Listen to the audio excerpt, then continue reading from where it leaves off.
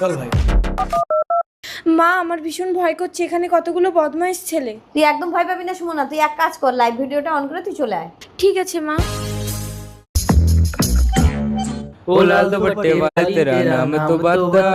তোমরা যদি আমার কিছু করো, আমার কিন্তু লাইভ ভিডিও চলছে, আমি তো মরে যাব, তোমাদের সব কটার ফাঁসি হবে। আর এটা আমার বোন, এই চল বাড়ি চল। তোর বোন বলবি তো? আমি শালা ভাবছিলাম সিস্টেম করে দেবো।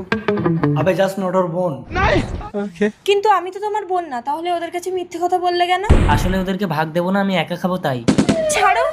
সুমনা, সুমনা, পুলিশ অফিসার, এই দেখুন কালকে আমার মেয়ে এখানেই লাইভ ভিডিও করছিল। দেখি দেখি লাইভ ভিডিওটা।